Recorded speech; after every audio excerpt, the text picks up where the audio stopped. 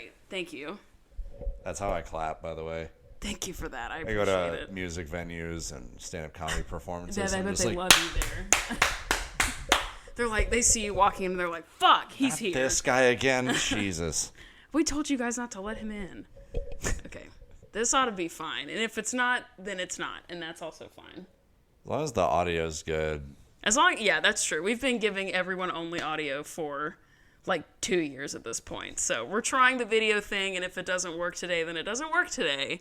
And if it does work, you can go find us on our YouTube channel, The Pyramid Podcast, and watch me struggle with audio. This took 30 minutes on the dot. Yes, so exactly 30. Thank you for your patience. Dang. Okay, what do you want to do? Do you want to do a pyramid of life? Do you want to just get back into content? I would like to do. I have a pyramid. Okay. I also would like to apologize to you and the viewers Why? because we had brunch on Sunday. Oh, yeah. And at the end of brunch, I know what you're going to say, yeah. You said, hey, Eli, can you send me a quick voice note just so we can release something on Wednesdays so that like our listeners know what the deal is, because we had initially planned on releasing an episode on this day, and then we didn't. Uh-huh. And I didn't. Yeah. And then it just didn't happen. It's so, okay. I was my like, bad. it's fine. I never got anything from you Monday or Tuesday. And I was like, I could bother him, but I just decided not to for whatever reason. So it's also on me for not pestering you, I guess. Nah, it's okay. I just take Addison to the airport like early Wednesday morning. And I kind of briefly thought about it Tuesday evening when she was at my house. But like... It just didn't register as like something to do. Yeah. And I had to I wanted something to be like written down because like with something like that, I wanted to like read from something, not just flub through do it. off the cuff. Yeah. That's fair. So here we are. But we're back. We're back. We took a couple of weeks off because of extemporaneous circumstances, but we're back now, and that's what really matters. Yes. Eli, do you want to go through your pyramid first? Do you want to just jump on Wait, what are we in? listening to? Oh.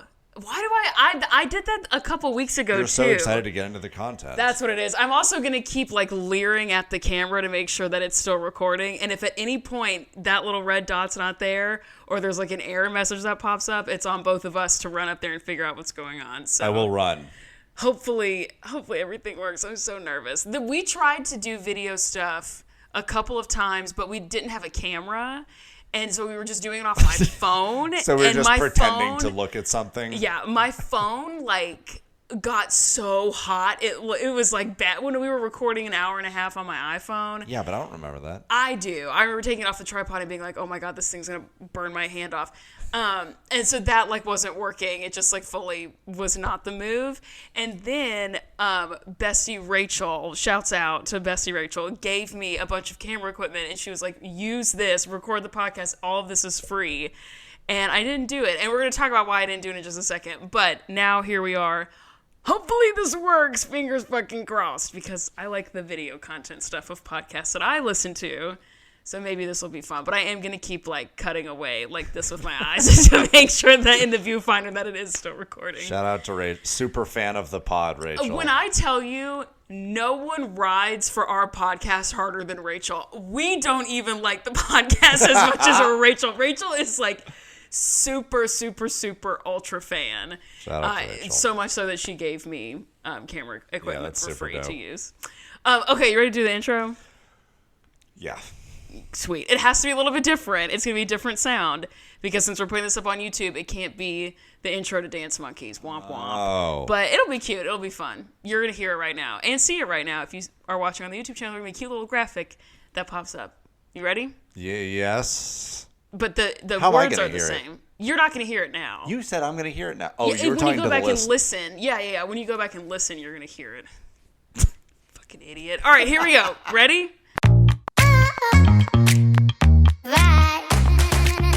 Welcome back to the Pyramid, guys, gals, and non-binary pals. My name is Amanda, and I am your host every single freaking week, except for the weeks that I'm not, apparently. Yeah, and I'm Eli, the dipshit participation trophy of co-hosts. Slay. Crushed it.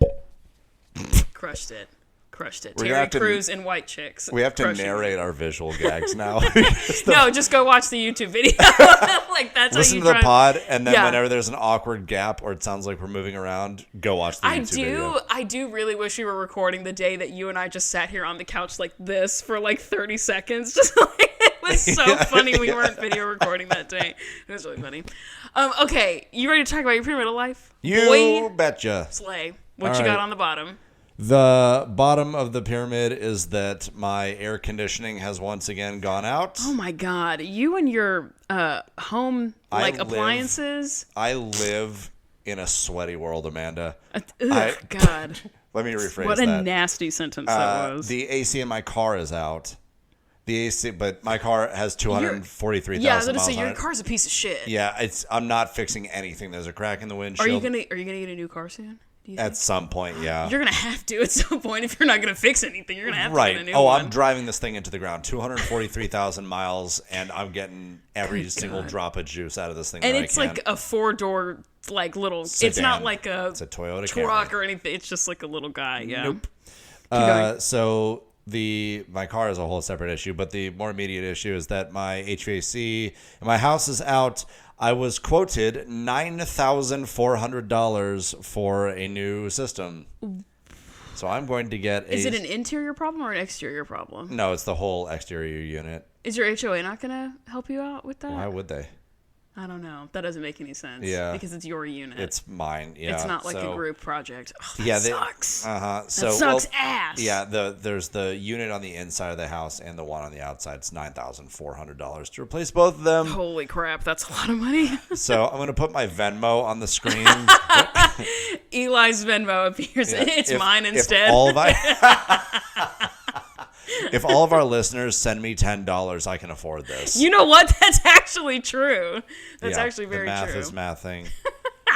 Go to our page. We should get a begging Patreon. Online for money day one. I'm shameless when it comes to needing $10,000. That's fair. Yeah. That's fair. So that's it's just been hot. Right now it's nice out. It's like 62. Oh yeah. So it's been nice and cool. So I don't have to run the AC. But last week and then about Wednesday of this week, it was hot and it's going to be hot. So yeah, we're coming up on the summer, bruh.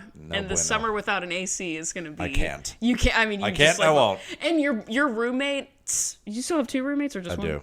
Yeah, neither one of them is going to want to put up with that either. Especially Jason, who we fucking hate. Well, no, especially Otis, my dog, who would just be dying. Yeah, that's true. Yeah, if nothing else, you have to do it for Otis. Do it for Otis. Yep. The bottom of my pyramid is something I don't really want to go into. I'm just going to say it, going through a breakup. Sure. That's what I'm going through right now. That's why we took a break. That's it. It's just ass, and I don't really want to expand on it anymore. Cool. What's the middle of your pyramid, bro? The middle of my pyramid is that WGI finals for percussion are happening right now. And you can't be there? And so, correct. Yeah. Bestie Patrick teaches at George Mason University. They, I believe, are in the top 12, which is super dope. And so, I love that all of, the lot videos are happening or, coming out right now, of all the lines, warming up in the lot and stuff. And then also, so many people on my social media either currently teach or at least used to march. And so, they're all posting, old pictures of them from 10 years ago or whatever, and it's awesome. It is such a great time of year. It basically, for those that are uninitiated, this is the Super Bowl for competitive drumline. It's awesome. What I don't like about it, though, is that of course I wish I could be there, but also Music City Mystique, who is from Nashville, our local team. I grew up, they're the Tennessee Titans of drumline again, and so they're the local team in performance and no, they've won location. it. They've won it a lot. They've won. Recently? They've taken home gold medals. So that's the thing that I don't love. So to say the Titans went to the Super Bowl one time in the 90s, exactly. But that doesn't count. Mystique has won several gold medals, but hasn't won one since 2017. I think they haven't been in the top. Oh, that's more recent than I thought, though. They haven't medaled since 2017, and then several years before that they hadn't done it. They were 5th and 6th and stuff.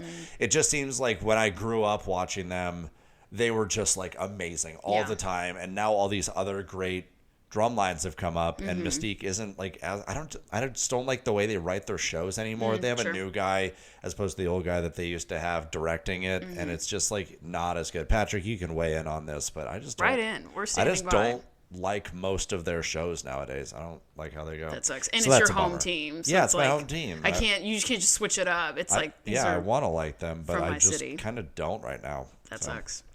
The middle of my pyramid is kind of this like starting the video stuff in addition to I'm going to start taking a class that I'm really excited about, but I hate the feeling. Is the class on how to be as funny as Eli? No, that class doesn't exist. That's not anything. And if it did, who would want to take it besides you? Liza might. We need to get footage of her, actually. She's currently curled up on the fuzziest blanket of all time. Doing the biggest snooze. Yeah. Truly. I hate being a beginner at things. Sure. And I think most people past the age of 25 don't want to be a beginner at a thing. But I know I'm going to fuck this up at some point, this audiovisual stuff. And I have decided via lots of great conversations with women that I've had in like the wake of this breakup that I'm going through, about like how to lean in and like find your purpose and like who, figure out who you're supposed to be and whatever. And all of them have just been like, just go for it. Just like stop caring what people think. Just do your thing, whatever. Yes. And so part of that is that my dream has always been to work in comedy in some capacity, either to do stand-up or to be a writer. And I saw a stand-up class at my local comedy club, and people were like, sign up and take it, sign up and do this thing. And I was like, no, that's dumb. To my point about being a beginner and fucking something up, that battery was not fully charged. So, but hopefully that's what it is. Anyway, yeah, just being a beginner at something and learning something new. And like, I do want to take my passions in life seriously. Rachel gave me all of this free camera equipment and stuff. And she was like, you should start recording it, putting it on YouTube. And I was like, no, that's dumb. And I was like, no, it's not actually. Why? Yeah. And like letting that go and then becoming a beginner. It's going to be great because I'm going to acquire a new skill and do something I really care about and something that's very important to me, like comedy. But I have to be a beginner first, so that's the middle. That is very tough. My phone just closed. Give me 1 second. No. Oh, God. The panic. We are on the struggle bus today. We're out of shape. It's been a couple weeks. We'll get back into it. The top of my pyramid is my wonderful girlfriend. No, it's the fact that, well, yes, but it's the fact that she is, like, really organized and is a planner. Mm-hmm. She has shared, we have a shared note now that she has done all of the work on. Sure. But seems like most of the women in your life are doing all the work. Yeah, I would agree. As Miss United States, she gets to like travel a lot, and this shared note is just all of her travel plans. Nice. And then I get to go to some of them now. Oh, cute. As I guess Mr. United States. No. But Miss United States is +1. That's who I'm you also are. there. Yes, and also Eli, who is there. According to Bestie of the Pod, Valerie, a member of Girl Lunch, I am Mr. United States. So those are her words. If a woman said that, I'll let that slide. Cool. If that's a self-appointed position, no. But if a girl is referring to you as that, then that's fine. I'll let that slide. And so. I'm just very excited about. I keep getting notifications actually as we're recording this that she's like updating it. Nice. Yeah, so that's good for her. Does she travel and like speak, or like train other people? So she's doing. It's like a nonprofit like tour basically. Like circuit. She's basically going to all of the 50 states and volunteering somewhere. She is the miss of all of them. So. Indeed. She's not Miss Southeast. She's Miss United States. Yep. So she's going to like children's hospitals and food banks and things like that. Just as like a personality presence kind as of thing. Herself as Miss United States, yeah. Very cool. Love that. The top of my pyramid, Wednesday of this week, which will be the 24th, I think. I don't know. That Saturday, right. 24th-ish. Yeah, that's right. I am getting my hair cut, and I'm getting my hair cut for real. And I'm getting my hair cut so much and am also planning to colorize it so that all the blue and all the blonde will be gone. Wow. So I'm going to go back to looking like, and I haven't had this like underneath, like, because this hasn't always been this fuck-ass blue, okay? It hasn't always been giving Swamp Monster. It used to be blonde. It was orange. It was green. It was all these cool things. But then I dyed it blue. Oh, yeah, my Roomba. That Roomba is going hard. Let me pause it really quick. That thing is so loud. Listen, she's working, okay? Damn. Oh, my God. Hang on, let me pause her. I applied, pause. I don't know about that. It's working. Hang on. I applied this blue once in September in the wake of yet another shit fuck ass man. I applied the blue one time in September. It is now April and it has not come out. And so I went to it's a Good Dye Young hair dye, and I went to the Fruits Lab in Nashville because they own the Good Dye Young product. And I was like, please help me out. And she was like, what's more important to you, the health of your hair and like keeping it curly or keeping it a fashion color underneath? And I was like, obviously the health and the curl. And she was like, that blue's not coming out. And she was like, I could try to shift it into green, or I could try to take it out, but essentially it will be very expensive, very time consuming, and it might just like be brittle and fall out of your head when you leave. And I was like, well, I don't want that to happen. So cool. And she was like, what is the length that you want? And I was like, well, I have wanted to cut my hair back up to my shoulders and get rid of all of this like weight down here for a long time. And every time I want to, people finesse me into not doing it. And I'm like, damn, you're right. And then I don't do it. And I was like, that's fucking stupid. If I want to cut my hair off, the justification for doing that should be because I want to. Right. So that's what I'm going to do. I'm really excited. And the girl that helped me was really sweet. I was like, my hair is a very emotional thing for me. It's like a whole journey. She was like, totally understand. She's like, want to be respectful of that, want to help you out. So I'm excited. I have not had some sort of blonde or fashion color in my hair since, I looked at my photos, since 2019. Damn. It's been 5 years that it hasn't been all brown. So it's going to go back to like the way that it was right after I graduated from college, which is going to be crazy. Crazy. But I'm really excited about it. So the next time you see this, hopefully if I can, get the audio and the video and everything to work correctly next time, I'm not going to have any hair. I'm going to be Sinead O'Connor up in this bitch. Mr. Wild. Clean. Anthony Kerrigan. That would be... Just kidding. I'm not going to be bald, but it is going to be so short. crazy. Two things. First, what? I got a haircut a few days ago, and you didn't say anything about it. Your hair looks great. Thank you. Secondly, sorry. I am asking this from a place of genuine curiosity. It's going to sound how it's going to sound. I'm so scared. But no, I really am curious because I've seen this happen a lot. Yourself included.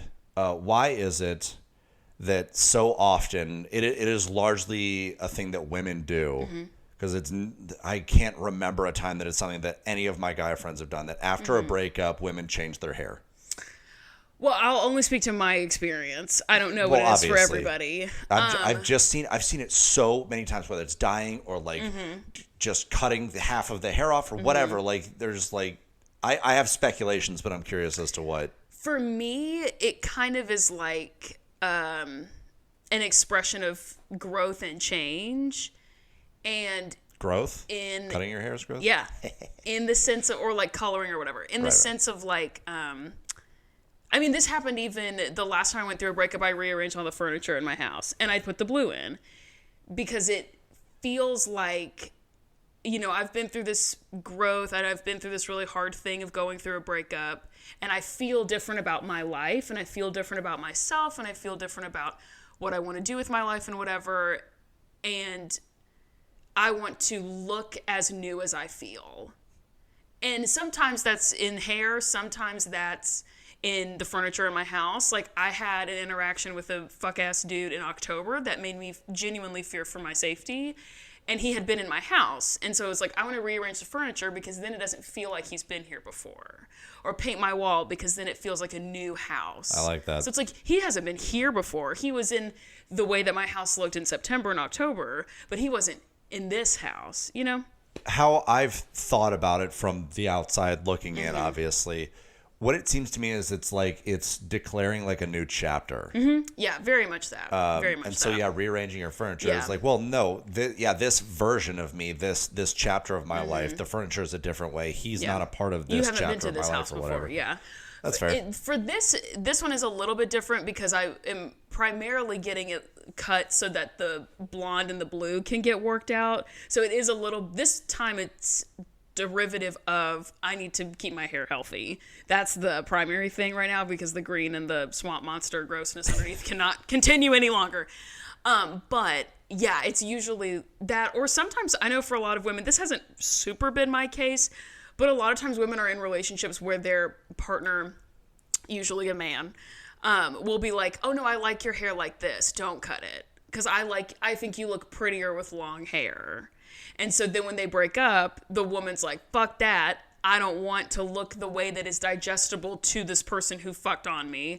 I want to cut my hair. So that's not my personal experience. That's not what I'm going through right now. But for some women, I'm sure that's the case of like rejecting a beauty standard that maybe they didn't totally buy into themselves. It was just the preference of their male partner. Yeah. But yeah, it's usually like a growth and a change thing of like, I feel different. I feel different about myself. I feel different about my life. And I want to look different in this new chapter. Sure. That's what I would say. Cool. So yeah, I'm really excited about that. I guess that's it. Oh no, wait, we did get an email. I knew it. There's a kind of a spoilie that I'm not going to read out loud until it like becomes until it comes up in the episode because I don't want to spoil it. But this is an email from Liz. And she says, hi there, Amanda and Trashbag co-host Eli. God damn it. Co-host is in quotes because she knows. She's like, it's Amanda and Liza's podcast and Eli's also there. She's not doing anything over there. Hang on, I'm going to take a picture She's just of her sleeping. and put it in our Instagram post. Liza, you're not doing shit. Oh my God, I would die for her. Has Liz emailed before? I don't think so. Oh, well, thank you for No, because she mentions that she hasn't before. Oh, well. She said, I started watching Dance Moms for the first time. I recently caught up on all of my regular podcasts, and I needed something different. I usually listen to murder podcasts. Shouts out to my favorite murder, true crime creepers, and of course, Dateline. Liz, DM me. I love true crime stuff. Like, I'm in that with you. She says, it's amazing that most shows now have rewatch podcasts, and I'm so glad that I found yours. I don't really send in fan emails, but as someone who went to a private Christian school and had a few friends in band, I feel like I could fit in with your group. Private Christian school and band and not anything religious, but band. I went to a Jewish private school when I was until fifth then you grade. denounced religion at the age of what, 10? 15, 7? 16. Like that, yeah. On to my pyramid. I had a bar mitzvah when I was 13. Good for you. Yeah. Good for you. Bottom of the pyramid, she says, is giving dogs a bath. She says, I have a Weimaraner. Yes. And then she says, big skinny gray. Yes, with the little nub tail. Yeah, named Boomer. Oh, that's a great day. He has a super long neck that sticks out of the tub, and it drips water all over me and the floor. Hell yeah. Middle of my pyramid is the eclipse that happened today. That shows you when she emailed. This was 2 weeks ago. Woof. She's like, I had a VIP experience, and they closed down the town park, and we got eclipse glasses, and it was catered lunch. Ooh. But it was super cloudy when the actual eclipse came through. Like 2 times for adults, 5 seconds each, but no one even needed the glasses because it wasn't even, you couldn't even see it. Yeah, we it was kind of the same experience. We actually had a team meeting at work outside. Yeah. We all just thought we were doing it when outside. My team did. Like, well, and so we went outside see and we're like looking up with the glasses. Yeah. You could see it through the clouds because it's rather intense. Right. Just like camping. And so nice. The little smirk after that joke is like gonna make me kill myself. It's so annoying. Anyway, the thing is, it never gets old. It'll what, always camping is make intense? Me laugh. Yes. I'm glad it doesn't get old for you. Or when you say That's something nice. is terrible and I say, oh, like a sheet of paper. So The silence was deafening. That was amazing. Yeah, we went and stood outside and couldn't see it, and it was really annoying. We got a glimpse. Yeah. And then just the top of my pyramid is Disney Plus, obviously, for me having a place to find and watch Dance Moms, which at your own expense, because I fully missed like a whole half of an episode one time, and Eli had to catch me up because I was watching Disney Plus. He was watching it on Hulu. Seems two different things. Hulu might be the way to go there. Yeah. But another reason is I have a 10-year-old who loves any excuse to stay up late. And the last couple of weekends, I have shown her the Lizzie McGuire movie and the Hannah Montana movie, and she loves both. It's so great sharing such important films with her. I'm not kidding. I'm going to watch a Lizzie McGuire movie tonight. I've just decided that. I'm going to watch it. That movie is so fucking good. And she's like, oh my God. Oh my God. Which there's like that performance at the end and she's in that. Have you seen that movie? I've seen parts. There's at the end, Lizzie McGuire's in this like beautiful like dress. It's like this full length skirt. It's got long sleeves. She's got like body glitter and she's like singing and it like whatever. And she starts like kind of moving and grooving when the tempo picks up. And you realize it is a tearaway skirt. And she goes like this and she has like sparkly bell bottoms on. Oh, same. Oh my God. Oh my God. I think the first time I saw that movie, I cried when that happened. It is, and she sings with not her actual sister in the movie, but her actual sister in real life. It's so that's good. Cool. I think that's actually her sister. Maybe it's a green screen a la The Parent Trap. But anyway, either way, it doesn't matter. That movie is so good. She kisses Gordo on the roof and they eat spaghetti. Hell yeah, Gordo. It's so good. What a character. Keep up the good work. Sorry. Keep up the good work with the podcast, Amanda. Eli, you could do better. Thanks, Liz. But after she says, Eli, you could do better, there's a trash can emoji and a knife emoji. Yeah. Hell yeah. Okay. Eli, you could do better. Eli, you could do better. Can pick up the pace a little bit. know. Okay.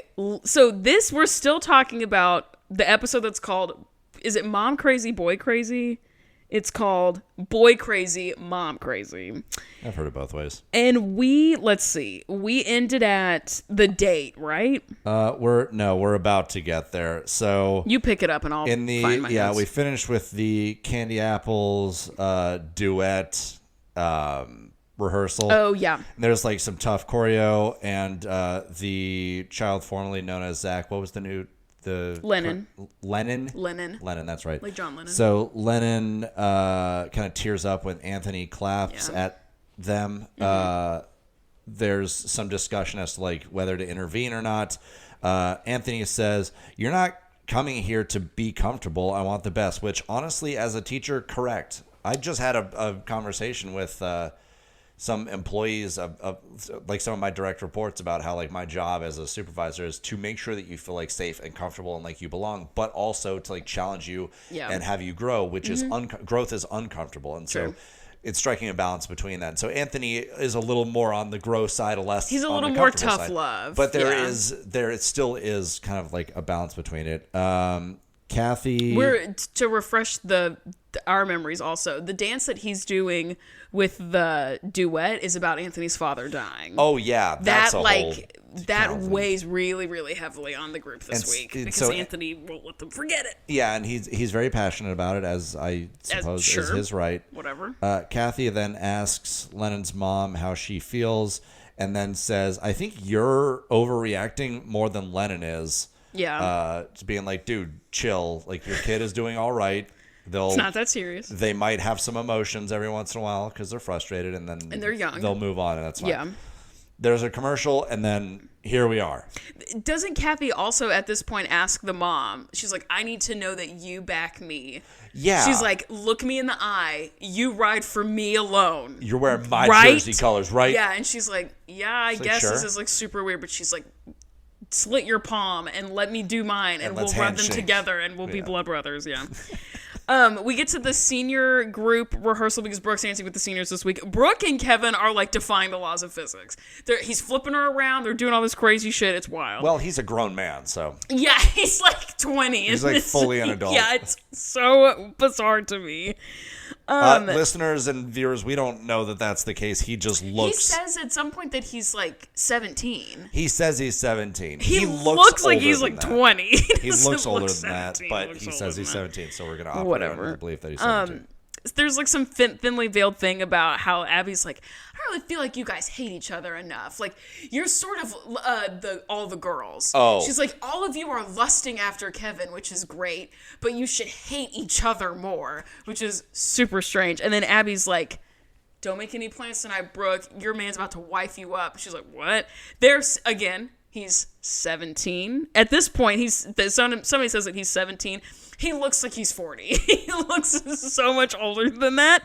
And then Abby says that Kevin could charm the pants off of anyone, which I hated that she picked that turn of phrase. Yeah, as she's saying, like, hey, Kevin, you should take Brooke out on a date to make sure that you guys have good chemistry. And then in her talking head, right after that, she says he could charm the pants off anyone. Abby. I get that she just said that as like a flippant turn of prise, but like pick another one. Of all the turns of phrases. You could just say, he's charming. And there you go. This is a side note. The most recent season of Drag Race ended last night, and I was just having this conversation with my sister yesterday about how sometimes like euphemisms and turns of phrase can really, really like ruin a moment. And there's one in the most recent season of Drag Race. There's like different points where the contestants are talking about like what their experience outside of the show is as like gay people and like for the community and like what was your relationship with your family like growing up and that kind of thing as they're like getting ready for that night's runway. And at one point there's a competitor who gets a little emotional, and she talks about doing a look that's inspired by Keith Haring, who's an artist whose stuff you would know if you saw it. And he was a guy who lived and I think died because of AIDS. Damn. And the competitor is like, my look is inspired by him because I'm also a person who's living with HIV. And like, it's important to me to pay homage to the people we've lost through this, whatever. Sure. Another drag queen comes up to her and she's so seriously, she goes, kudos to you, mama, for spilling. I'm like, that person was just talking about how they're living with HIV, and your response was kudos to you, mama, for spilling? Like, maybe not. Like, I know you were trying to be encouraging, but maybe not in that moment do we just use, like, flippant colloquialism bullshit. Yeah. Like, thank you for being brave is not the same as kudos to you, mama, for spilling. Like... Anyway, it really cracked my shit up, and everyone on the internet was like, maybe not, like maybe this is not the move in these moments. It's like you're giving someone, you're like apologizing to someone for doing something horrible, and you're like, dead ass, no dead cap, ass, for real. Yeah, straight up. Somebody on Twitter was talking about when Gypsy Rose was like really, really, when she like had just gotten out of prison and people were like freaking out about her and like standing her and whatever. Someone said that she's the only person who's serving for slaying mother. And people, I was like, the internet has ruined our brains. She went to prison because it was an accessory to murder, and people are like, slay. Maybe not, Of all the words. Maybe not that. Anyway, so charm the pants off of, I was like, yikes, maybe we should not be doing this. Super gross. Brooke and Kevin are going to get set up on a date. Kevin asks out Brooke. It's very weird. And they go up and tell the moms. And it's like, whatever. Yeah, and Kelly's like, kind okay, slay, whatever. She's kind of funny about it. Okay. Brooke in her talking head says that, like, dating a dancer would be good just because, like, they know a lot of the same people and they live the same lifestyle and everything. But she's like, I don't want to be at the studio even more than I already am. Right, for my man. Yeah. That's a lot. They go to this, like, confectioner shop, like a sweets bakery candy type place. And it ends in a food fight, ? Well, first of all, giggling, it's cute. I'd like to say that this is a good, like, date idea. Like, just go and get, like, a dessert together. Treat. Oh, yeah. Absolutely. I'm all about that. Yeah, little treat culture has gotten out of control, though. No. Even if I have one every day, it is still a treat. Even if it's something that I participate in every single day and it is the standard. It's not a treat. It is still a treat. That is just something that you do now. No, it's a treat. I got a treat today at Kroger. You don't get a little treat for doing your laundry. Yes, I do. Oh, come on. And okay, first of all, I put my dishes in the sink. Here's a brownie. Okay, wait. Actually, I have too many thoughts going through my brain. First of all, I got the Stanley Cup for free at work, and inside of it is a cherry 7-Up, which is really, and I got it at Kroger, and I was like, a little treat for going to Kroger. That sounds delicious, first of all. Second of all, Big Dumb Cup, not a sponsor, but could be. She has a Stanley. Doink. I have a fake Stanley. Doink. Doink. Big Dumb Cup.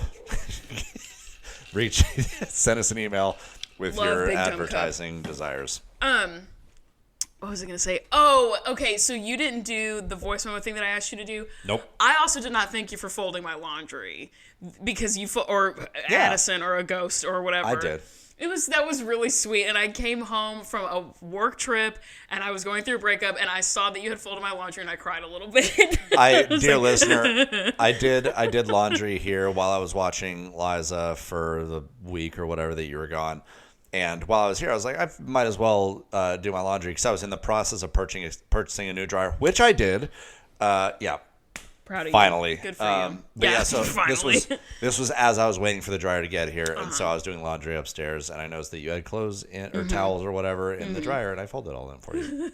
It was really sweet. I'm not just gonna toss them all. I should have just yeeted them all over the house. Just like there's a towel on that lamp. I've been like, that's fair. In the toilet. Yeah. Yeah. Okay, so yeah, there's like a little bit of a food fight at the end. It's like kind of cute. All right, so I have rather different thoughts about it. So, like, first of all, when they get there, they order 4 tiramisu and 2 cannolis.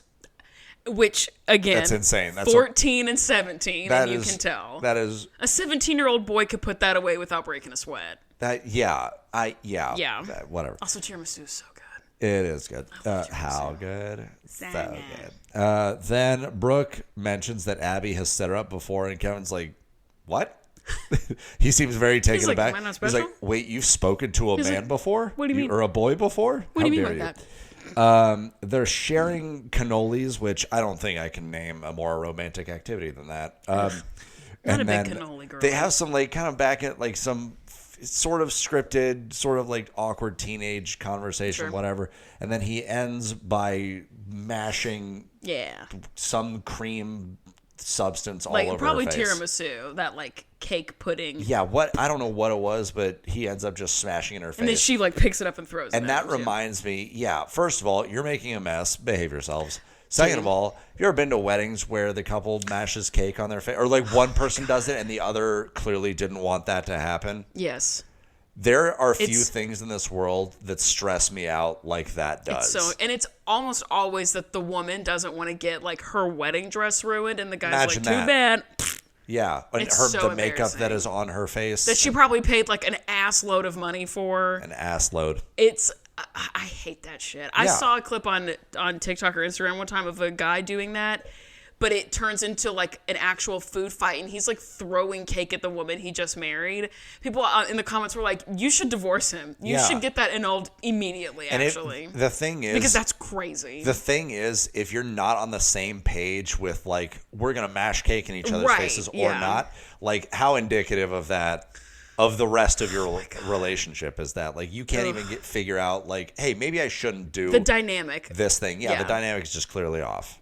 Of the happiest day of your life, you can't get it together. Fortunately, I don't think I don't think any of my close friends have ever done that. Good, because you should stop being friends with them. Because that's embarrassing. That's not the kind of person I need in my life. And I know Patrick and Leah did not do that shit. They're classy as fuck. So first of all, Patrick wouldn't do that to Leah, but also. Had he, Leah would have slit his fucking throat in front of his friends and family. Oh my God. Yeah. Like, well, you're done. Yeah, this is it actually. She'd be like, ladies, let's roll. Glass. Yeah. She puts on shades. She gets on a motorcycle no one knew she had. Rides off. We never hear from her ever again. She's like, he bothered me once. Gone. Yeah, like, fair enough. We get back to the studio. The senior girls are like, Kevin, how was your date? How did it go? And he was like, it's fine. This is all like, kind of nonsense. Well, they ask, like, do you like her? He says, yeah. Like, does she like you? Does she like you? He goes, no. And then one of them is like, well, maybe it had something to do with the fact that you smashed food in her face. Maybe. She's like, I don't know. Maybe that had something to do with it. For context, for the ages, Brooke is a sophomore. Kevin is a senior. That made it a little bit realer for me of like, that dynamic is not the best because of that age difference. But again, they were set up by their teacher. Yeah, they didn't really pick this. In the grand scheme of things, 2 years is not very much. But not just when you're like an adult. The maturity levels between people that age. Like, I didn't realize it when I was in high school. I was like, sophomore and senior, whatever. Freshman and senior was weird. That was like the weird thing. But like when I was younger, I was like, oh, this is probably totally fine. Yeah. As an adult, it doesn't really, years don't really make a difference. Oh, not at all. Like not even a little bit. No. Unless, actually, that's not true. Let me take that back immediately. Most men, before they turn 30, are still 16. Like, it's 16 until it's, like, 32. and then you age progressively. Women are different. Obviously, women are better. But with dudes, that doesn't lock in like that until at least 30. Well, I'm 33. That's science. It still hasn't locked in for me. So again, proof makes it science.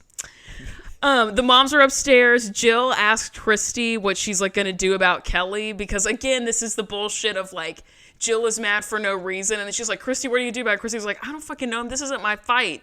Like, what do you want me to do? And Kelly's like, whatever. Christy says that she thinks that Kelly just needs some space, which is great. Like, that's code for I really don't want to get on a fight or get in a fight like this with my bestie right now, so I'm just gonna give her some space. Well, also she like knows, like, dude, she just needs to like breathe and calm down. Yeah. Some people want the engagement. They're like, I want someone to talk to me and make everything okay. Christy and Kelly have been friends for so long. She knows, like, dude, Kelly just needs some room. That, and earlier, there's a moment where Holly is trying to, like, soothe her, and she tells her, like, just stop. Like, I don't want this. Stop. So she's already kind of expressed that she wants space. So Christy's picking up on that. I oftentimes am like that, too. If I'm, like, frustrated, like, dude, just give me a second. Let me back off. Let me breathe, and then we can engage. Yeah. Jill is such a fucking menace. This is all her fault. And so then she's mad that people are mad, and she's like, people don't love me, blah, blah, blah. And it's just like, Jill, you literally fucking suck. Like, maybe take a deep breath. I think she's my least. I think we talked about this last time. That yeah, she's my least right now character. she's my least favorite, for sure. For sure. Abby, we know what she is. She's right. Trump. We know that she's a nightmare. Exactly. She's beyond reason. Yes. Jill, every once in a while, rationale will poke through, and then she just, like, slam dunks on herself and, like, completely annihilates all of her progress. Or just wears the fuck-ass fedora. Where's the fuck-ass fedora? Ass fedora. Ass fedora. Christy's like, listen, we just need to focus on the dance. It'll all come out on the wash. This will all be resolved eventually. I'm wearing underwear that's too tight today, and I'm not having a good time. You know what? I actually didn't stop the recording on my computer. Sorry. I misled you into a sense of false security. I'm so sorry I did that to you, my brother. Well, there's your fucking clip for Whoops. Reels or TikTok, for TikTok. Or whatever. Yeah. We have to resync the sound. Thank you for that. Okay, yes. Sorry, had to restart the camera. Anthony's crying. Anthony, I'm like, I don't know. This just feels like not the right forum. Stop. One of the dads, Mickey, like, kind of comforts him. Kathy starts crying also. And then some of the boys go up and, like, hug him, which is really they're like, nice. What do we do? Well, that was nice. They're like, crying. Seeing an adult, especially internal misogyny and everything. But when I was a kid, if I saw an adult man crying, dude, it was the most jarring thing. Oh, for sure. It was so bizarre, like, all I know to do is hug. Yeah, so I'm just going to do that. I wouldn't have even had that. The fact that the kids had, like, the wherewithal to do that, they were way more in touch with, like, their feelings and being sensitive and empathetic than I ever was. My gosh. Yeah. I would have just, like, freaked out and, like, backed away. Yeah. The next note that I have says that we're back at the ALDC talking about how Maddie and Chloe suck, and then we go into a commercial, and then I have, if this episode doesn't pick up the pace, I'm going to start fast forwarding. So I don't really know what happens there. That was a really terrible note. I do. So they're back at ALDC, the duet rehearsal.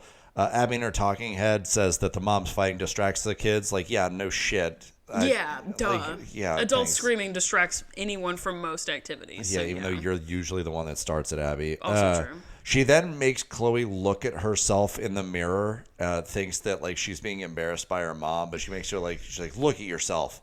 And it's a very, weird thing that happens, but whatever. Then it cuts to a commercial. That's, like, the end of that. Yikes. Yeah. Love that. So my note really wasn't that off base. That's pretty much... Not quite, except true. for this weird thing where Chloe's looking at herself and kind of trying to not laugh. Oh, yikes. We're at the competition. Finally, thank fuck, because this episode's like 4 hours long, it feels like at this point. Yeah. The Abilene Dance Company immediately sees the candy apples, and Holly is like, okay, little chickens, like, let me usher you away from this adult conflict that you should not be exposed to. Yeah, and as that's happening, Kathy laughs about Abby having a Prada bag when she walks in, which... Kathy loves designer arguments and, like, that kind of stuff. Is there something wrong with Prada? No. Other than The Devil Wears It? So it's like, oh my God, I love that movie. Maybe I'll watch that movie instead of Lizzie McGuire. They're basically the same. So like, What? there is like, you and I will never know like the level of wealth that can like allow for the accumulation of designer stuff. Well, I could win the lottery. You could. That's true. I don't could play win the lottery. Yeah. So you probably couldn't win it if you don't play. But I could. The only way to play is to win. Well, win I bet. to play. I bet. The only way to win is That's to right. play. Oh my God. We got there. Almost had a stroke. But Prada, there are designers that are more accessible to like lay people and like the commoner, Prada being one of them. Really? So it's like one of the lesser of the most elite things. I suppose. And some people say that Prada stuff is ugly and old. Interesting. Well, the funny thing is, I grew up in Franklin, so like seeing, and I'm about to name a few brands that might be those like lower tier nice brand, like Prada, Dolce & Gabbana, Michael Kors. Yeah, that's all. If you can buy it at TJ Maxx. Oh, if you okay. could be a Maxxinista. I didn't realize. Yeah. You're saying like, Maxinistas aren't classy? No, they are. But not according to Kathy. Oh, okay. That's the thing. It's like, oh, you could get that shit off the rack at TJ Maxx, bitch. And it's like, yeah, and what about, I love being a Maxxinista, actually. She would rather you be a Kathsinista. A Kath. Nesbitt Steinista, because Max is the last name of TJ. Kathinista. Stein. Yeah. I'm just going to keep saying it. Yeah, keep saying it until it's funny. Kathinista. You'll be saying that word for the rest of your life. Holly in the green room with all the little chickens. She's like, come along, get ready, do this, be like this, do this, do this, do this. And Melissa notes in her talking head. She's like, thank God for Holly, like, honestly, by the way. slay, because all of us are freaking out about Kathy. Yep. And then we get like a montage of like doing makeup with this company and then this company, and like they're kind of going back and forth like that. It's time for the performances. Maddie and Chloe duet goes first. It's a slay, obviously. Melissa sobbing, obviously. Classic. She said they looked like mirrors of each other. Which they did. It was and great. They're back. Yeah, they're back, baby. They're literally so back. They are so back. They're like you and me. So back. And then Lennon and Gino go. The dance, what? Oh. The MC announces it as like a young man's journey or something like that. He doesn't call it what Anthony called it, which I thought was interesting. And then they're also lovely. The parents are also crying. Abby in her talking head says that it was very bad choreo, and then out loud in the audience says, what was that? So that Anthony and Kathy can hear. I could not believe that. Oh, you couldn't believe that Abby would do something shitty and hurtful? Well, let me back up. Maybe she didn't know the thing about Anthony's dad having died literally the week before. That she probably doesn't know. But like maybe that's the only way, because Abby, even though she is a fucking monster, she is usually very sensitive to things like death. Like when Broadway Baby died, like she... Yeah, but that was hers. That was her but like, being affected. I don't know. I shouldn't give her the benefit of this doubt. I but like, also am with you, though. I don't think she knew about it. It's still shitty to do, but I think she's trying to get back at them for what happened with Paige. Yeah, I just don't think she knew. Paige wasn't doing a dance about someone's dead parent. Correct. And so she probably just thought, oh, I'll just get back at them. Like, I hate them, whatever. Yes. But then it was like, girl, Anthony's dad. This is about Anthony's dad dying. Maybe shut up a little bit, you know? I think that's what happened, too. And then Kathy snaps. Oh, ignorant people just don't get it. Slay. I'm going to put that on a t-shirt. Wear it all the time. Ignorant people just don't get it. What is it that Holly said? Sometimes people who just don't have anything intelligent to say should just stay quiet. Should just be quiet, yeah. That gives me life. That brings me back from the dead. I love that. And then Abby says, like, so Kathy and Anthony go to kind of start a fight with Abby, obviously, because she said something super inappropriate and out of pocket. Duh. And then she says, I'm Abby Lee Miller. I know what I'm doing. I'm like, all right. Yeah. Maybe chill out. Anthony, I don't know. That just felt stupid. Yeah, Kathy was like, we need to confront her. Anthony says, she disrespected me. She disrespected my legacy. And then Abby just walks away. Holly then, of course, comforts Anthony. The only human being. Yeah, the Holly, only like actual Dr. person. Holly. Yeah, the only person. Yeah.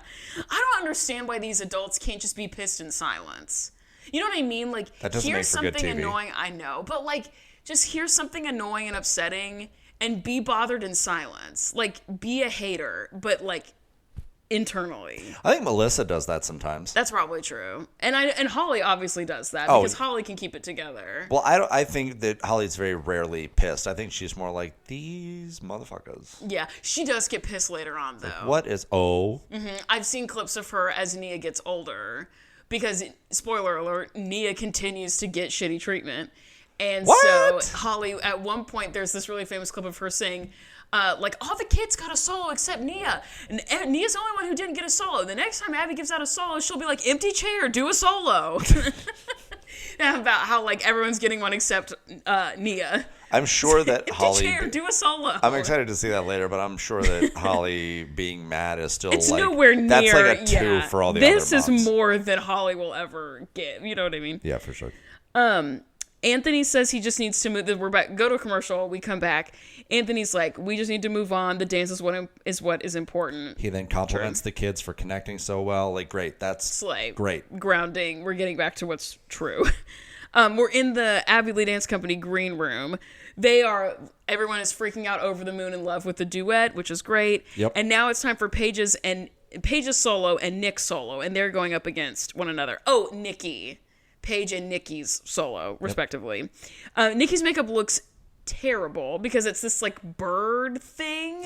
It's weird. Like, it's giving Party City. It's like not cute. It looks bad. It's like someone's mom probably just like smearing a bunch of shit. I'm like, this looks bad. You want to know what's fun though? So every year MTSU hosts the Contest of Champions band competition, and every year at that band competition, the MTSU band, like it's Halloween weekend. Halloween, yeah. And the MTSU band dresses up. I remember. And one year the bass line went as a bunch of birds. Like we just put feathers all over ourselves. Wore these like masks with feathers coming off. That's what Nikki looked like. That's true. What years did you march MTSU? Oh God, 08 through 13, I think. So I did it undergrad and through my master's. So you would have. Well, did we do COC my junior year? It was the fall of 2008 was my first year there. I think we did. You might have performed when I was also competing. Yeah, I was in my underwear on the field that year. Nice. I knew I recognized you from somewhere. Nikki goes first. There's this very weird cage piece. It's given Can't Be Tamed by Miley Cyrus. Like, it's very much that. Which honestly, slay. It's a slay, but not for the reasons Kathy thinks it is. It's a slay because it's terrible, but like Nikki is committed and like everyone really believes, so it's like slay. It's objectively ass, but it's still a slay. As a performer, it doesn't matter what the choreography is or what the piece of dialogue is. You got to go after it. Yeah, that's fair. You just got to be committed. It has to look intentional. That's what my theater professor used to say in college a lot. Kathy, or when it's Paige's turn to do her solo, in her talking head, she says something about Kathy and that man, in their opinion, and I thought that was funny. Kathy and that man. These two numbers, the number that Paige does and the number that Nikki does, are so different. I don't know how they're allowed to be in the same category, and I don't know how you judge them. I don't get it, but they're back to back, I guess. Yeah. And Paige crushes it. It's great. Yeah.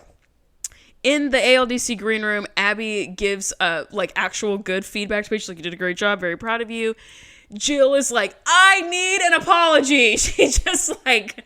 out of nowhere. It's a good moment. God. And she's like, how do I make this about me? Paige, do you see what happens when you really put your mind to something? You showed them.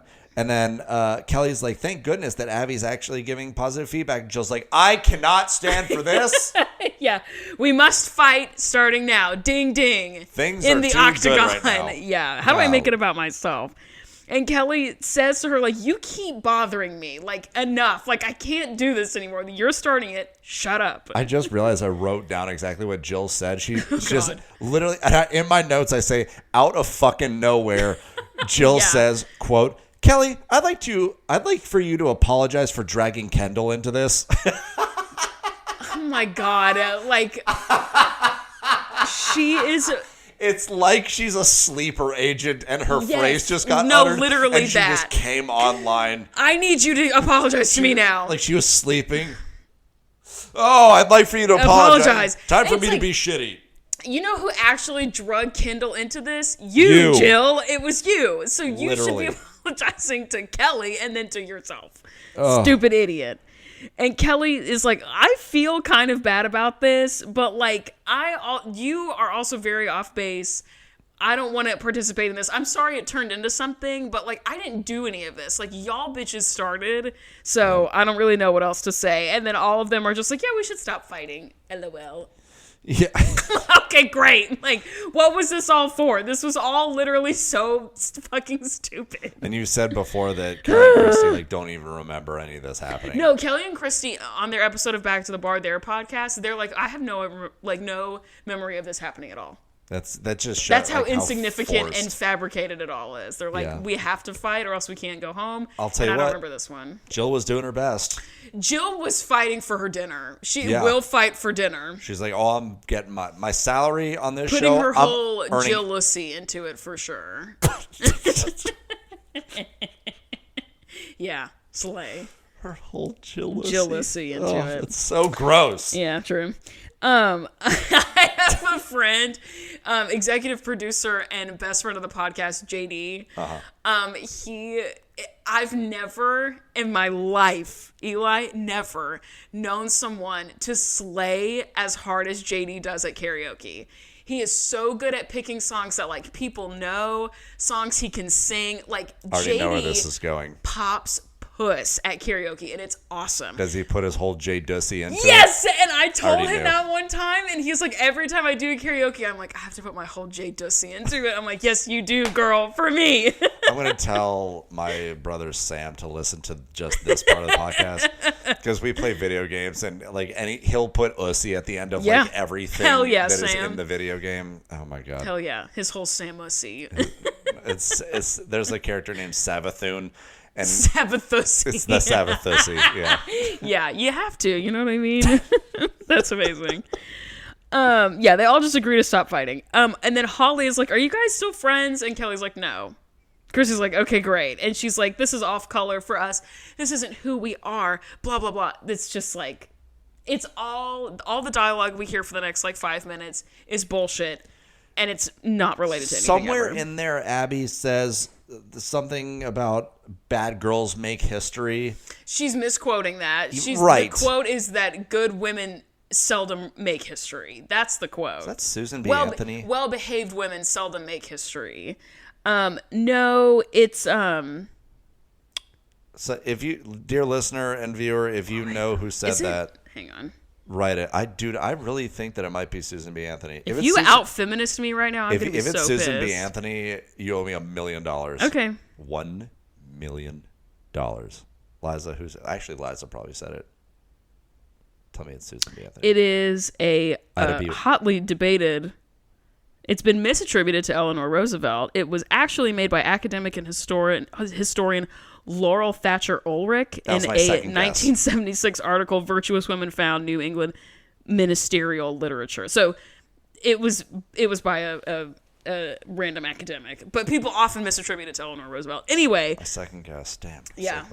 It was literally on the tip of your tongue. You were actually going to guess that for sure. Or say that. Said by Susan B. Anthony.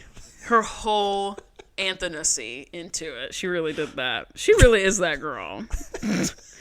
Yeah, Abby says that the costumes that the girls are putting on for the group make them look leggy. Yikes, hate that.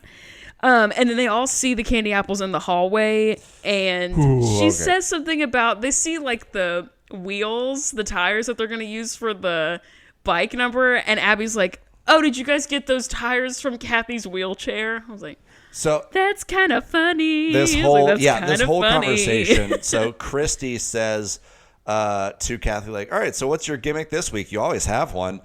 Kathy says, well, those gimmicks tend to beat you every once in a while, which honestly slay. Also T. Yeah, then Jill says the wheels came from Kathy's wheelchair, and Anthony even laughs. Kathy That's pretty funny. Yeah, Kathy then says back to Jill, what are you laughing at, double chin? And Jill says, I'm not even as old as you. And then Kathy goes, who would know with all the work you've had done? And Jalen, the child, goes, ooh. And Kathy then says, everyone thinks you're a man in disguise. I saw that, like, I don't know what that means. Just zinger after zinger, and then Kathy gives a wet fart right at the end of it. Yeah, everyone thinks you're a man in disguise. And Jill's like, what? Jalen hyping her up was my favorite part of that. He was like, oh. Kathy then gets really mad at her parents, like the parents that are with her, for not standing up for her. And the parents are like, backup. They're like, we just really don't want to fight in front of our kids. And Fair. then Rick and Anthony, because Kathy's being a pick-me girl, Rick and Anthony are like, no, baby girl, it's okay. Everything's fine.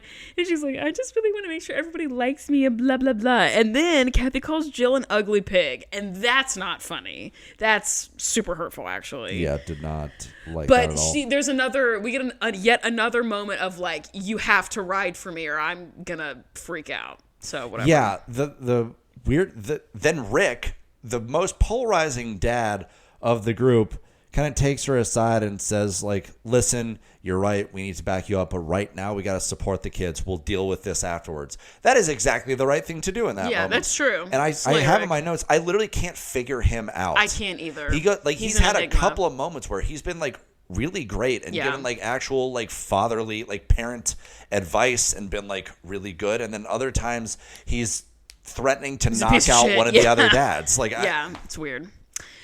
We get the senior group number from the Abbey Lee Dance Company. There's no Candy Apples equivalent to this. Like, Candy Apples doesn't also have a senior group. Right. It's just the Brooke and Kevin group. They do great. Everyone loved it. Candy Apples is a biking number. The costumes and wheels are goofy as fuck. And the choreo is also kind of nuts and like not super good. The human bike moment is insane. I don't think it looks cool. I think it looks fucking stupid. So again, I don't really watch these dances. Mm-hmm. I skip through them. And if I happen to catch a glimpse of something wild, then I like, stop and make comments on it. But I don't watch the dances. I listen to the commentary immediately afterwards. Yep. Anthony said, Abby can't say crazy. A word. It was so good. Like, well, she'll figure out a way, but okay. Yeah, no, don't you worry. Don't worry. Then the regular group from Abbey Lee Dance Company goes, it's great. Okay, awards time. Paige gets second overall, and Abby is like, that's good for Paige. I love that. And I'm like, okay, slay, positive affirmations. So hold on. When we get to the awards, the host is like, is everyone excited? And like 4 people clap. Like, I thought that was it's like one guy in the background like, yay! It was so funny. Like the most muted claps. Woo! There's like 3 or 4 people. Oh, it's so funny. The bird number, Nikki gets first. Great. Really the cock of the walk there. Slay. As a chicken. Speaking of chickens. She's a baby. She's curled up little baby. She's just melting. I never. Taking a nap at 2:30 on a Saturday. What's better than that? Nothing. I don't like naps. Oh, I actually don't love naps either, TBH. I like the idea of them, but I always feel like shit after I wake up from a nap, 100%. especially if I take it too late in the day. 100%. Yeah. Anyway, Candy Apples duet gets second, and then the ALDC duet gets first. Of course. The senior group wins. Great. No one cares. Yeah. And the Candy Apples group, the bike group, gets second. And the Abbey Lee Dance Company number with the legs gets first. That's a big old W. You love to see it. We're back in the green room and the Abbey Lee Dance Company green room, and we're rehashing the beef between Kelly and Christy. And Kelly says that she always knew there would be a day that Christy would stab her in the back. And Abby says in her talking head that Kelly is being emotional and is pathetic.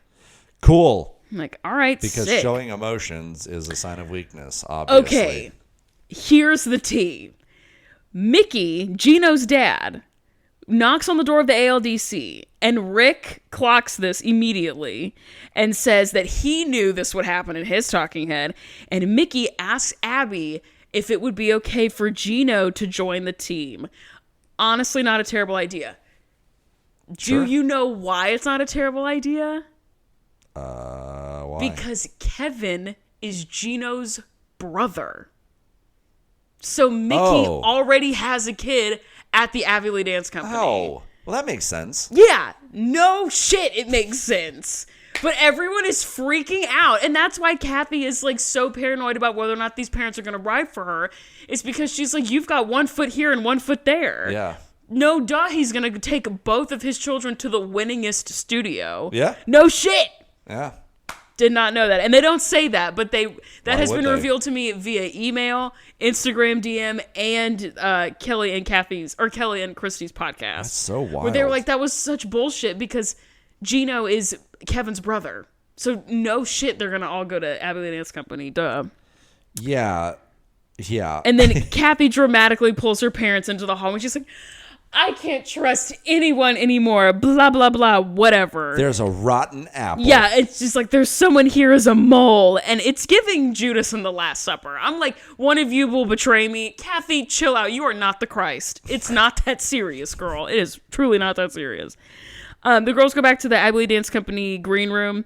Abby's like super fucking pumped, and Kelly says that she's so upset and she doesn't know if this is the right place to like deal with the Christy thing.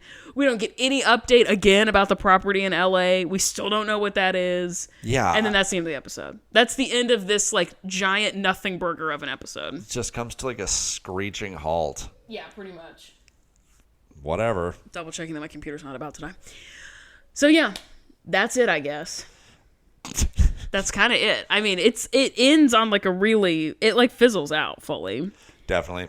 I have a song. We cannot play the song into the microphone anymore. Oh, okay. But we will recommend them, and I'll put the album art right here. And you can go listen to the playlist of all the music we've ever talked about. It's in our link tree. I'll put that in the show notes, and it'll be great. Okay, what's your song of the week, bruh? Eli. What? What's your song of the week? I'm sorry. I'm pretending You there's were album being artwork. a very good Vanna White. Thank you. That's the trophy co-host. She and I look part. alike. You and Vanna White? Yeah. For sure. Almost indistinguishable Yeah. from one another.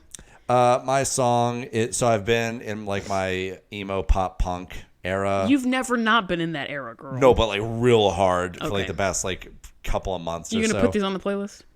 Yes. Stay Together for the Kids by Blink-182. I think one of the greatest of all time. Blink-182. No joke. Slay. I think it's one of the best like pop punky songs that's ever been written. Nice. I love It's that. up there with like Welcome to the Black Parade, Stay Together for the Kids. I love that. Yeah. What am I going to recommend? Damn, I Add haven't to really been playlist. listening to music super recently. I've been trying to stay in my lane. And I've been listening to a lot of NPR so that I can intellectualize my feelings instead of feel the feelings. Which Amanda's song of the week is the NPR podcast. my song of the week is the latest episode of Wait, Wait, Don't Tell Me by NPR because that's what I've been listening Are to. you not going to bring up the Taylor Swift album? I haven't listened to it I haven't either. all the way through. I'm also not a Taylor Swift girl like that, really. I enjoy her casually, so like I'll get to it when I get to it. Yeah, sure. When she releases Taylor's version of Reputation, I will be a menace because that is my favorite Taylor Swift album. But other than that, I'm kind of indifferent. I'm just a casual observer. Please don't swap my house or tweet my address or dox me or anything. It's too late. I already did. I guess for shits and gigs, I will put on the playlist the song Now That We Don't Talk by Taylor Swift. And it's about going no contact with the person that broke up with you and about how sometimes that's better. And it's a great little Taylor's groovy version. little song. And it's about her relationship with Harry Styles. And I always have to remind myself that if Taylor Swift can break up with Harry Styles and go through that breakup and be fine, I'm going to be fine too with every man who fucks on me. I agree completely. Thank you so much. I think, was that song not already on there? Talk. Is it? I've had several men fuck on me in the last few months. So That's fine. You can bring it back up. I think that it's already on there, though. damn. Let me pick something else. Yeah, it's already on there. I shall pick instead. One moment. Is the song "Players" by Coi Leray on there? Player. I don't think so. It's a groovy song. You should listen to it when we're not live on air. Add to playlist. It is not. It's a great song. That's just like a fun little groovy song. Oh, I just already thought of the song I'm going to do next week. Slay.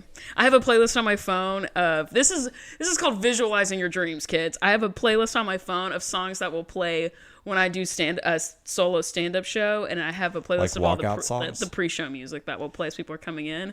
Players is one of the songs because it's so like groovy and Girls funky is and- players too. Yes, Is it that one? Yeah, I bitches know that get one. money all around the world because girls is players too. Yeah, I love that song. Thank you. What? I was just going to say, I had a few, when I played baseball, I had a few songs that Yeah. were like my walkout songs, and I rotated between them. Yeah, Spotify wasn't a thing back then. right. 'Cause You that had was in to the 1800s. You had to get the 8 tracks and you had to like, it was a crank actually. It's one of those, not sonograms. What are those things called? Like one of those old things with like the thing. The thing you crank? Yeah. That's Soldier Boy. Oh, I thought you were gonna say a penis. But like, No, I would never be that immature, Amanda. yeah, okay. The thing with the thing, the record player with the thing, and you crank the thing. I don't know what it's called. A music box? No, a phonograph? Yes. I couldn't get the word sonogram out of my bread. Phonograph? Out of your bread? Phonogram. I don't know. I'm looking into the eyes of the crocheted Bernie Sanders that's on my shelf, and he's disappointed in me. Sorry, Bern. Thanks for listening. Thanks for watching. If this footage like makes it onto the internet and everything is cool and fine. We have obviously, stop touching your mic. People can hear that. We obviously have a YouTube channel. So if you're just an audio girly, you can now shift over into being a visual person as well on our YouTube channel, The Pyramid Podcast. We have an Instagram. We're going to start making TikToks. We're going to slowly but surely wade into the ocean of being people on the internet, content people, per Eli against his will. Me, in order to live out my dream of working in comedy eventually, I have to leverage it somehow, and this is part of it. So I'm putting my whole Amandussy into it for a little bit. Good. We're just going to see what happens. I'm just here to support women. What is it for you? Is it Elussy? Yeah. That sounds weird. That sounds gross. My last name is Farmer. I could be Farmussy. Farmussy. I like Farmussy a little bit better. Yeah. Amandussy and Farmussy. Well, I go by many names, so it could be Elianussy. Oh my God, that's true. Elizabethussy. Elijahsy. I don't like that. That's gross. I don't like that. Anyway, you can follow me on Instagram at... Keep going. Okay, please, oh my God, she's gonna bite you. Not yet. You can follow me on Instagram at @notamandab_. You can follow Eli on Instagram at Eli_farmer_.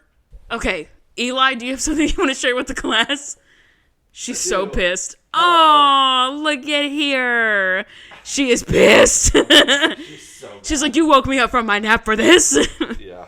Poor baby. Anyway, thanks for your patience with the unintentional surprise break. Love you, mean it. Hard hands. No, it's this. No, it's this. That's Spotify. Yeah, I was about to say, in the poll on Spotify, what's the hard hands? Is it with the two fingies, or is it with all of your knucks like this, looking fucking stupid? How much better my heart is than yours? No, I have a better heart than you. We know this. Thank you so much for listening. Goodbye. Goodbye.